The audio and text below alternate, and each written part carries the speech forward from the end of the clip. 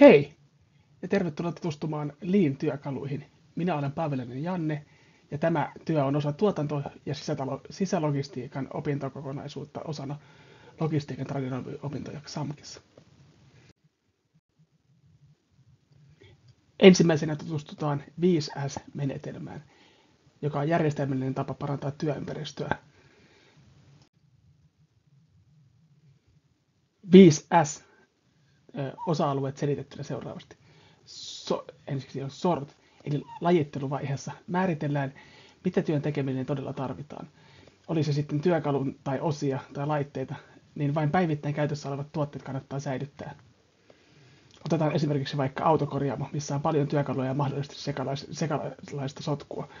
Kun työkalut löytyvät ja työkalut löytyvät helposti oikealta paikaltaan jatkuvasti, on työn suorittaminen tehokkaampaa, nopeampaa ja mukavampaa.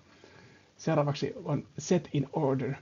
Järjestele työpiste ja tarvittavat työkalut sekä laitteet niin, että työn suorittaminen on helppoa ja vaivatonta, ja kaikki tarvittava löytyy helposti.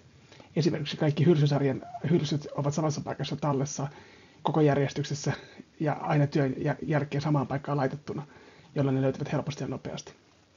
Varastoi työssä ensiksi ja eniten käytetyt työkalut ja laitteet lähimmäksi työpistettä ja mahdollisesti harvemmin käytettävät tai työssä myöhemmässä vaiheessa tarvittavat laitteet kauemmaksi tai toiselle työpisteelle. Esimerkiksi taas autokorjaamossa, jos on rengaspainemittari, se voi olla viimeisessä työvaiheessa mukana, että se löytyy aina pesuhallista vaikka, että kun auto on pesty ja valmis asiakkaan palautettavaksi, niin sitten sekataan renkaat ja sitten se on helppo hoitaa. Järjestystä voidaan luoda myös selkeästi rajaamalla työalueita avoimessa tilassa, esimerkiksi maalaamalla lattiaan rajattuja alueita, mihin saa jättää valmiit työt tai missä odottaa tulevat työt. Miten ikinä niin, että se on loogista ja selkeää toimia jossain avoimessa työtilassa. Ja sitten kolmantena on shine. Pidetään työpaikka puhtaana. Näin työntekijöiden on mukavampi ja turvallisempi tulla ja tehdä töitä. Kun jokainen ottaa puhtauden töissä vakavasti, tulee siitä rutiinia ja näin ollen osa normaalia toimintaa, jolloin myös paikat pysyvät oikeasti puhtaana. Tämä osio pitää sisällään myös työkalujen säännöllisen tarkistamisen, että kaikki laitteet toimii ja ne on huolettu ajallaan, että ei tule mitään rikkoa sen takia, että joku olisi tavallaan vähän rempallaan. Sitten standard toimintamallit. Tähän on 3 näppärää vaihetta. Ensimmäinen, varmista, että jokainen työntekijä tietää vastuualueensa. Tee standarditoimintamalleista osa päivittäisiä rutiineja. Esimerkiksi vaikka mitä renkaanvaihtotyössä otetaan vastaan ja suoritetaan vaiheelta niin, että renkaat tulee vaihdettua ja lopuksi ne järkikirjastetään, että se on sitten valmis. Se on aina niin kuin sama alusta loppuun se työ suoritetaan samassa järjestyksessä. Ja sitten arvioi säännöllisesti, tarkastele työtä ja työvaiheita vähintään kerran vuodessa, ja mikäli jokin vaatii parantamista, niin käy toimeen. Ja sitten viimeinen 5 S:stä on sustain, eli ylläpidä ja toista. Tässä kohtaa se toistat niin. Pidä huoli, että kaikki edellä mainitut osat toimivat ja toistuvat päivästä toiseen niin, että toiminta on tasalaatuista ja tehokasta. Tämä lisää tuottavuutta, laatua, turvallisuutta ja työntekijöiden motivaatiota. Sekä vähentää kaiken tyylistä hukkaa.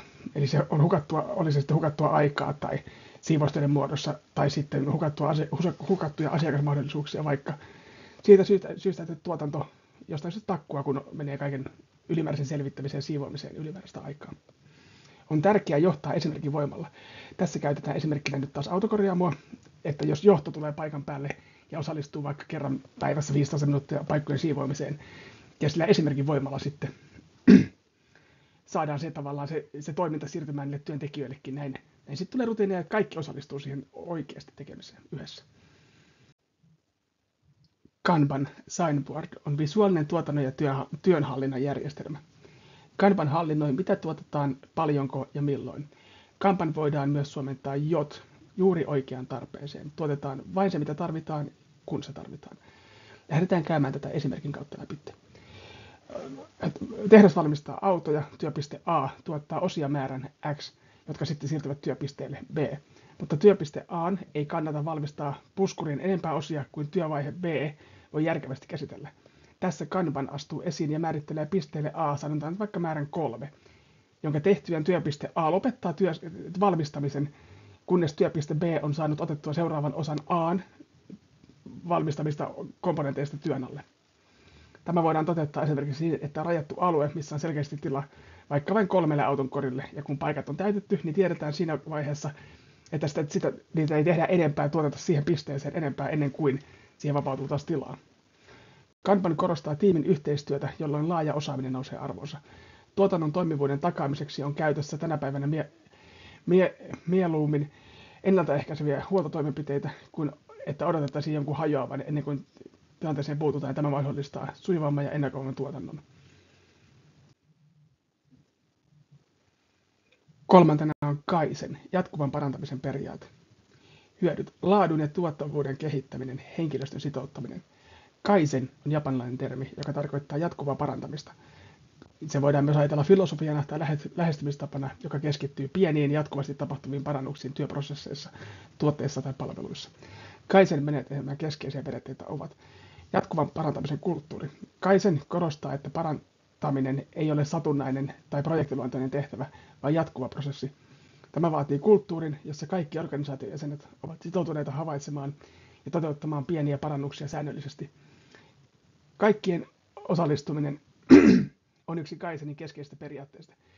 Jokainen työntekijä riippumatta asemasta tai tehtävästä voi ja pitäisi osallistua parannusprosessiin. Tämä perustuu ajatukseen, että ne, jotka ovat lähimpänä työprosessia tai tuotetta, ovat parhaiten sijoitettuja havaitsemaan parannusmahdollisuudet. Asiakas ensin. Kaizenin mukaan kaikkien parannusten tulee keskittyä asiakasarvon lisäämiseen. Tämä tarkoittaa, että toimintaa tulee jatkuvasti arvioida ja mukauttaa vastaamaan paremmin asiakkaiden tarpeita ja odotuksia. Hukan poistaminen. Kaizen pyrkii tunnistamaan ja eliminoimaan hukan kaikissa muodoissa, kuten tarpeettomassa työssä, ajanhukassa, materiaalin tuhlauksessa tai tuotantovirheissä. Tavoitteena on tehostaa prosesseja ja minimoida samalla resurssien käyttöä. Standardisoinnin avulla varmistetaan, että parhaat käytännöt ja prosessit dokumentoidaan ja otetaan yhdenmukaisesti käyttöön. Tämä luo perustan, jolta voidaan tunnistaa poikkeamat ja kehittää parannuksia. Pienin askelin. Toisin kuin suurten muutosten hakeminen, Kaizen kannustaa tekemään pieniä, hallittavia parannuksia, jotka yhdessä ajan myötä johtavat merkittäviin tuloksiin. Prosessien parantaminen. Kaizen keskittyy prosessien, ei vain lopputulosten parantamiseen. Tämä lähestymistapa auttaa tunnistamaan prosessien heikkoudet ja mahdollistaa niiden jatkuvan kehittämisen. Nämä periaatteet toimivat yhdessä luoden perustan, jonka päälle organisaatiot voivat rakentaa jatkuvaa parantamisen kulttuuria. Ne korostavat jatkuvaa kehittämistä, avoimuutta muutokselle ja työntekijöiden aktiivista osallistamista parannusprosessiin, mikä johtaa lopulta organisaation kokonaisvaltaiseen kehitykseen ja kilpailukyvyn parantamiseen. Kaizen-prosessin toteutus, tässä on tai esimerkki. Ongelman tunnistaminen ja tavoitteiden asettelu. Asiakaspalautteet ja henkilökunnan havainnot osoittavat, että tilausten valmistusaika on liian pitkä. Tavoitteeksi asetetaan nopeampi ja sujuvampi keittiöprosessi ilman, että ruoanlaatu kärsii, kyse on siis ravintolasta. Omistaja ja keittiömestari tarkkailevat keittiön toimintaa kiireisimpänä aikana. He huomaavat, että ruoan valmistusprosessi ei ole selkeä ja kokit joutuvat liikkumaan paljon töissä keittiössä.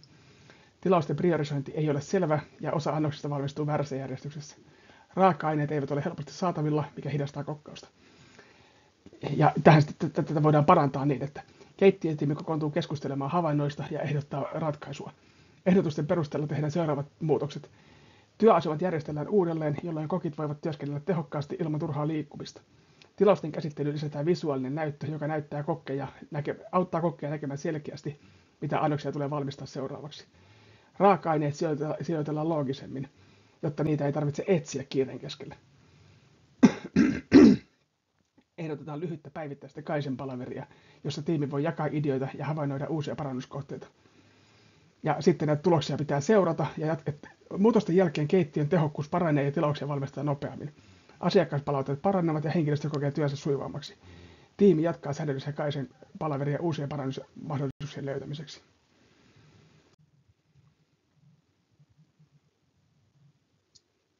Ja sitten viimeisenä, mutta ei vähäisimpänä, Kempa-kävely, eli prosessikävely.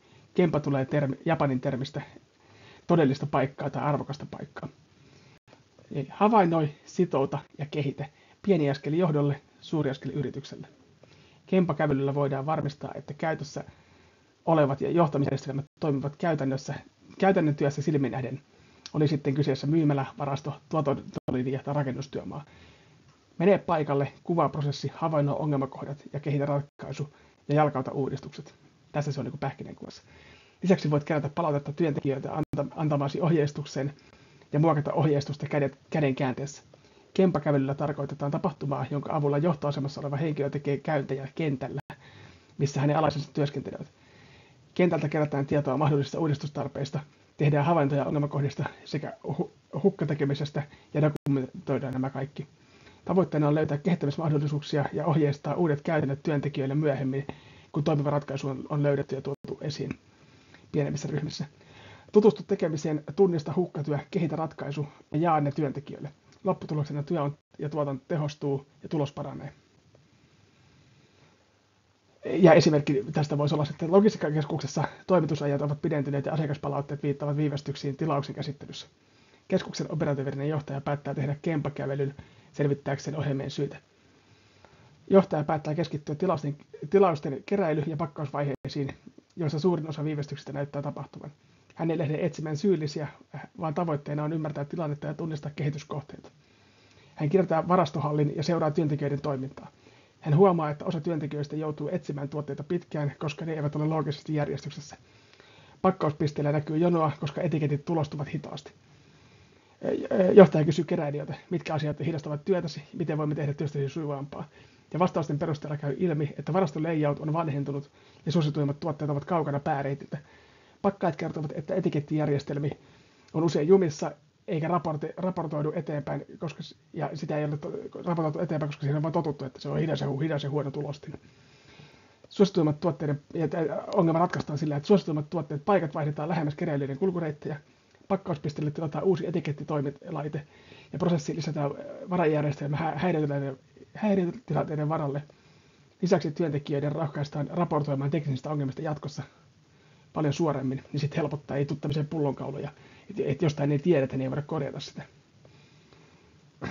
Ja tuloksista seuranta. Seuraavien viikkojen aikana toimitusajat lyhenevät, työntekijät kokevat, että heidän palautetta kuunnellaan ja että muutokset helpottavat heidän työtään. Johtaja päättää tehdä säännöllisesti kempakävelyn jatkossakin, jotta ongelmat havaitaan aikaisemmin.